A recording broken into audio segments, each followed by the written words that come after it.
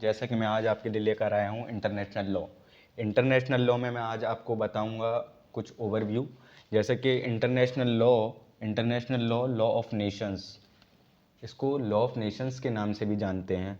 जैसे हम पढ़ते हैं, जैसे जर्मन बेंथम फिलोसफर हैं, यूज़ द वर्ड, सबसे पहले इंटरनेशनल लॉ वर्ड किसने यूज़ किया था? German Bentham. ठीक है, कब किया था? First time 1780। Okay, right. Founder of analytical school of jurisprudence, founder of analytical school of jurisprudence, ठीक है, कौन थे? German Bentham. इन्होंने क्या बोला? Body of rules which regulate the relation among state. International law क्या है? Body of rules which regulate the relations among state. ऐसे रूल रेगुलेशन की बॉडी जो कि रेगुलेट करता है रिलेशंस को किसके बीच में? स्टेट का मतलब, स्टेट में समझ लीजिएगा कंट्री है, country to country. Okay, according to Bentham, अब इनकी क्लासिकल एक डेफिनेशंस है जो कि international law is a collection of rules govern between state.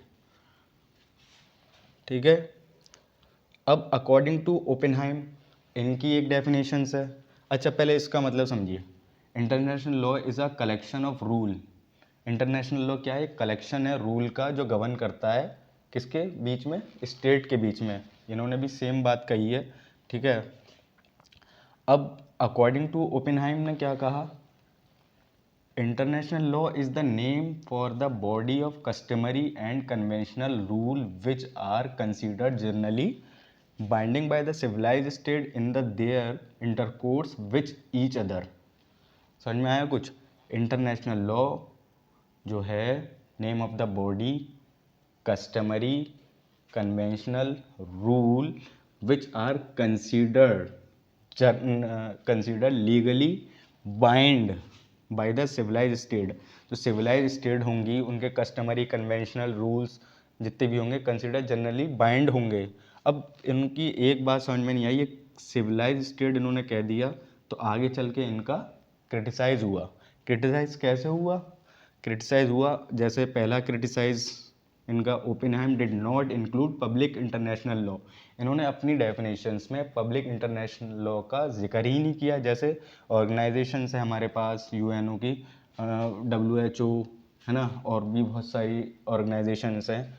अब यूएनओ से एक चीज़ आप याद रखिएगा कि ये कम इनटू एग्जिस्टेंस में कब आया था? UNO 24 October 1945, right.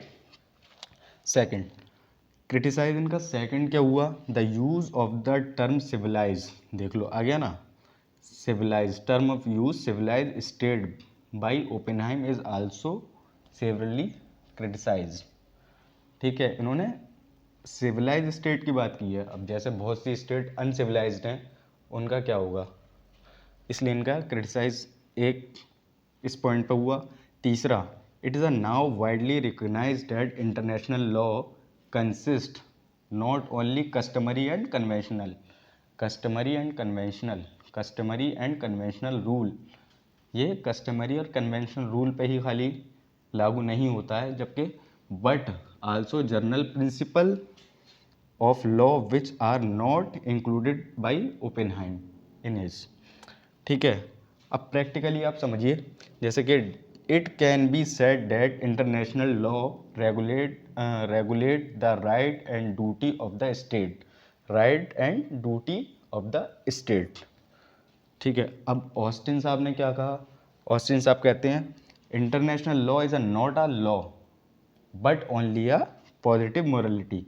उन्होंने अलग ही कर दिया। ठीक है, international law is not a law but only a positive morality.